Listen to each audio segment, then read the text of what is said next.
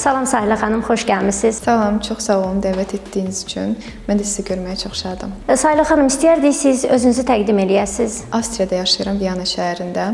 Orada 2002-ci ildən fəaliyyət göstərən Azərbaycan Akademik Birliyinin sədriyəm. Bu təşkilat 2002-ci ildə bir qrup tələbə tərəfindən yaradılıb və rəsmi olaraq Avstriyanın qeyri-hökumət təşkilatlarının siyahısındadır. Artıq 23 ildən çoxdur ki, fəaliyyətdədir və son 2 il yarımdır ki, 3 ildir ki, mən bu təşkilatın sədriyəm. Ondan öncə müavin kimi fəaliyyət göstərmişəm və biz bu təşkilatın nəzdində fərqli bizim mədəniyyətə aid layihələr həyata keçiririk illərdir. Mədəniyyətimizi tanıtmağa çalışırıq, səsimizi çatdırmağa çalışırıq. Çox gözəl. Əslində xaricdə yaşayan soydaşlarımızın Azərbaycanı tanıtdırmaq üçün xüsusi fəaliyyətlər göstərməsi çox təqdirə layiq bir haldır. Buna görə sizə təşəkkür edirik. İstərdik layihə ilə bağlı bizə məlumat verərdiniz. Bizim ən böyük layihələrdən biri musiqi müsabiqəsidir. Onun adı Sounds of the Land of Fire, yəni Odlar Yurdunun sədalarıdır. Bu layihəni biz 2021-ci ildə yaratmışıq. Layihənin ideya müəllifi Tofiq Mürşidlidir. Bizim BMT-də çalışan soydaşımızdır. O ideyanı irəli sürmüşdü və biz akademik birlik olaraq bu ideyanı həyata keçirdik, icrasına baxdıq. 2022-ci ildə musiqi müsabiqəsinin birinci fəsli keçirilmişdi. Çox uğurla bitirdik bu layihəni, belə deyək. Baxmayaraq ki, pandemiya dövrü idi, çoxlu çətinliklərimiz vardı, qadağalar var idi, hətta bəzən 10 nəfərdən çox bir araya gələ bilməzdi və s. Buna rəğmən hardasa 9 ay ərzində hazırlaşma dövrü oldu. Biz bu müsabiqəni hazırlaşdırdıq, yaratdıq, üzərində çalışdıq və 2022-ci ilin mayında birinci fəsil həyata keçdi, onun finalı oldu. Ondan sonra da 3 il pauza verməyə qərar gəldi. Bu layihənin məqsədi nə idi? Bizim təşkilat 2002-ci ildən fəaliyyət göstərir və normalda hər 5 ildən bir komanda dəyişikliyi olur. Bəzən daha az müddət ərzində olur, daha uzun müddət. Və hər dəfə yeni komanda gələndə, bizim komandamız 2021-ci ildə formalaşmışdı. Yeni komanda yeni məqsədlər qoyur və məqsədlərdən biri o idi ki, Azərbaycan musiqisini tanıtmalıyıq Avropada. Bunu çox yüksək səviyyədə eləməliyik. Yəni yerli professorlarla işləməliyik, yerli universitetlərlə iletişim qurmalıyıq və bunun üzərindən biz qərara gəldik ki, klassik musiqi müsabiqəsi keçirəcəyik və bu müsabiqə yolu ilə öz klassik musiqimizi Avropaya, Avstriyada tanıdacağıq. Əslində uzun müddətli məqsədimiz odur ki, bizim bəstəkarların, olsun Üzeyir Hacıbəyev, məsələn, ən azı bir bəstəsi, yəni bir əsəri Avstriya konservatoriyalarının daxilinə, proqramına, yəni təhsil proqramına daxil edək. Bu çox uzun bir yoldur. Niyə? Çünki düşünün ki, məsələn, hər hansı bir Avstriya təşkilatı, Avstriyalılar Azərbaycana gəlirlər, köçürlər və burada muğam musiqi müsabiqəsi keçirmək istəyirlər. Təbii ki, biz bunu çox xoş qarşılayacağıq, amma bir tərəfdən də buna şübhə ilə yanaşacağıq. Çünki muğamın vətəni buradır. Necə ki, eləcə də klassik musiqinin vətəni Avstriyadır, Avropadır. Ona görə bu çox asan bir şey deyil. Uzun bir yoldur, başlamışıq və bu müsabiqəni istəyirik bir vasitə kimi istifadə edək. Yəni uzun müddətli məqsədimiz musiqimizi tanıtmaq və bizim bəstəkarların əsərlərini Avstriya universitetlərinin, musiqi universitetlərinin, konservatoriyanın, ali təhsil müəssisələrinin daxilinə, yəni proqramına salmaqdır. Müsabiqənin Üzeyir Hacıbəyevin 140 illiyinə həsr olunmasının hansı mənəvi və mədəni əhəmiyyəti var? Bizim məqsədimiz o idi ki, Üzeyir Hacıbəyevin adı Avstriyada keçsin. Müsabiqəmizin başqa müsabiqələrlə müqayisədə fərqi odur ki, iştirakçılar mütləq şəkildə, yəni bu bizim şərtimizdir, iştirak şərtlərimizdən biridir, Azərbaycan bəstəkarlarının bəstəsini ifa eləməlidir. Yəni, təsəvvür eləyin ki, onlarca insan Amerikadan, Vyetnamdan, Meksikadan, Slovakiyadan, Türkiyədən, İrandan, Almaniyadan, yəni o qədər çox, onlarca ölkədən bizə başvurular gəldi. Onlar hamısı başvuru etmədən öncə girirlər sayta, Üzeyir Hacıbəyevin kim olduğunu öyrənirlər, bizim başqa bəstəkarlarımızın adları ilə və əsərləri ilə tanış olurlar. Çünki orada bizdə siyahı var. Həm bəstəkarların adı gedir, həm onların əsərləri, həm də notlarına qədər yükləmişik. Hər şey çox, yəni teologluq yüksək səviyyədə hər şey etmək və beləliklə tanıyırlar. Qaliblərin ifasında sizi ən çox təsirləndirən an hansı idi? Birinci yeri Amerikada yaşayan Koreya vətəndaşı tutdu. Bizim üçün də çox böyük sürpriz oldu ki, yəni ki, Amerikadan iştirakçılar uçağa minib Viyanaya gəldilər ki, bizim müsabiqədə iştirak etmək. Çox güclü bir iştirakçı idi. İkinci yeri bizdə 2 nəfər tutdu. Hər ikisi Yaponiya vətəndaşıdılar. Biri Almaniyada yaşayır, biri də Avstriyada. Üçüncü yeri Azərbaycan vətəndaşı tutdu və Qazaxıstandan bir xanım idi, o da tutdu. Və bizdə birinci, ikinci, üçüncü yerdən başqa bir dənə də xüsusi bir mükafat var.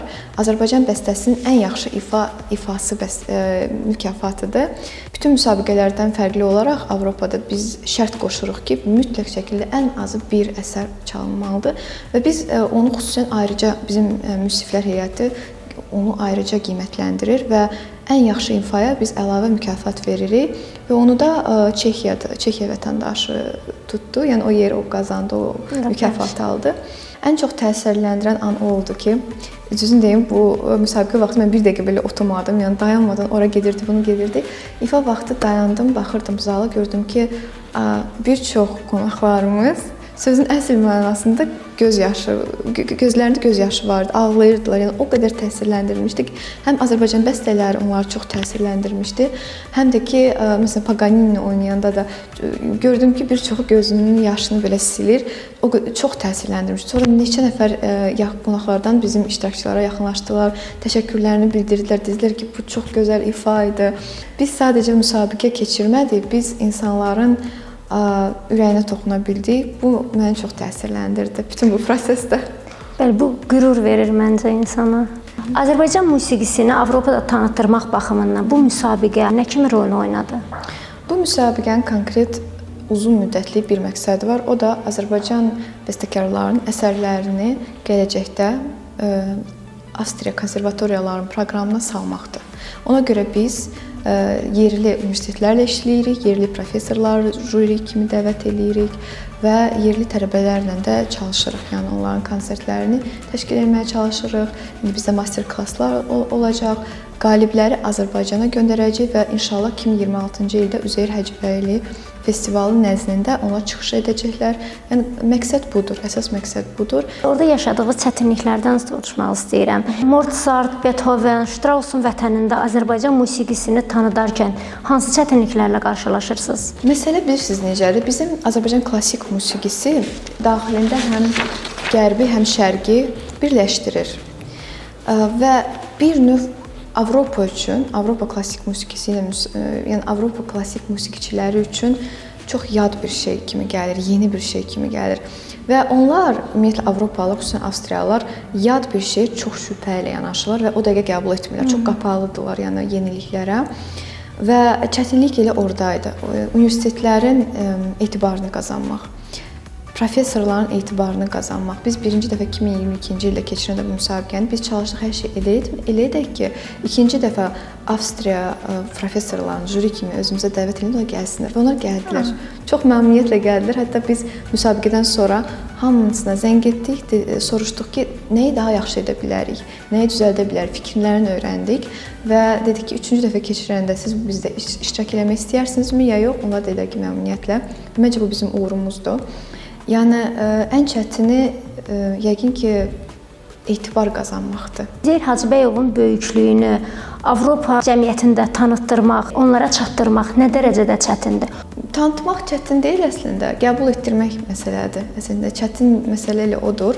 Tanıyacağıq, qəbul da edəcəklər, çünki artıq yavaş-yavaş qəbul edirlər. Amma bu 1 ilin ya da 5 ilin işi deyil. Bu 20-30 ilin işidir. Və bu uğuru qazanmaq üçün mütəmadilik çox önəmlidir və biz çalışacağıq ki, hər 3 il bu müsabiqəni keçirək, genişləndirək, daha çox böyük büdcə ilə, daha ünlü, daha tanınmış professorlarla edək. Gələcəkdə nələri planlaşdırırsınız Azərbaycanı tanıtdırmaqla bağlı, Azərbaycan mədəniyyətini tanıtdırmaqla bağlı? Bizim təşkilat bir çox nadir kitabların nüsxələrini tapır və çalışırıq yerli universitetlərin kitabxanalarına, milli kitabxanaya hədiyyə etmək.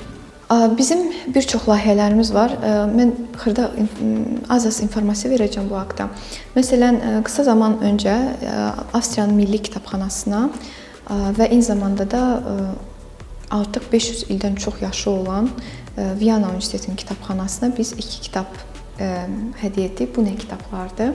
1620-ci ildə Pietro Delli adlı İtalyan səyahətçisi, aristokratı, ədəbiyyatşünası bizim o vaxt olan Səfəvi imperiyamıza, yəni Qızılbaş imperiyasına səfər edib. Orada onu şah sarayında qəbul ediblər. Orada bir müddət yaşayıb. Bildiyiniz kimi Səfəvi imperiyasında, xüsusən də ilk illərində bizim dil dövlət dili hesab olunurdu. Bir çox diplomatik yazışmalar məhz bizim dildə aparılırdı. Bizim dil saray dili hesab olunur, yəni saray dili idi, aristokratların dili idi, ordu dili idi və eyni zamanda Şərqin 3 əgər ədəbi dili varsa, ərəb, fars, üçüncü də bizim idi. Və o zamanlar biz bilirik də bizim dilimiz 1936-cı ilə qədər türk dili adlandırılırdı. Yəni Osmanlıda da bizdə də türk dili deyilirdi. Kitabın adı sizi çaşbaş salmasın deyə mən bunu qeyd edirəm. 1620-ci ildə bu şəxs Konstantinopolda yaşayır, Türkiyə türkçəsini öyrənir, sonra gəlir Səfəvi imperiyasında bizdə Azərbaycan türkçəsini öyrənir.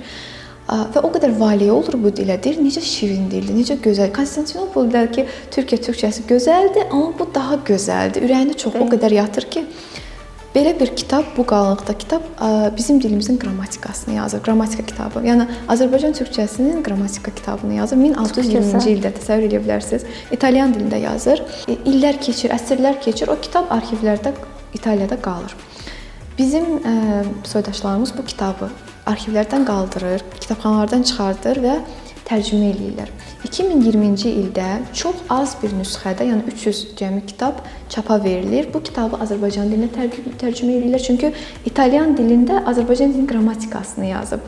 Yəni oxuyan orijinal İtalyan dilində yazılıb. Bunu Azərbaycan dilinə tərcümə eləyirlər. Bu arada hər iki tərcümanın adını da deyəcəm. Hər ikisinə çox təşəkkür edirik. Yəni siz gerçəkdən bəlkə də əsrin işini eləmisiniz.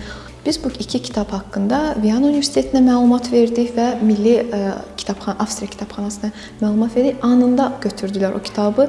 Çox təşəkkür elədilər və bu dəqiqə onların siyahılarında, yəni kitab siyahılarında var.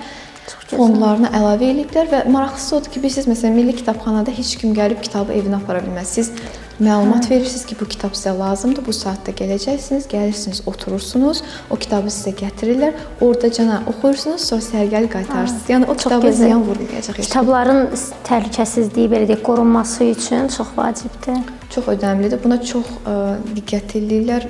Onlar üçün kitabxanalar, arxivlər çox böyük önəm daşıyır. Ona görə məsələn Avropa arxivlərində siz 10-cu, 11-ci, 12-ci, 13-cü, hətta 15, 16-cı əsrlərə aid sənədlər, kitabları rahatlıqla tapa bilərsiniz. Çünki onlar onu çox yaxşı qoruyurlar.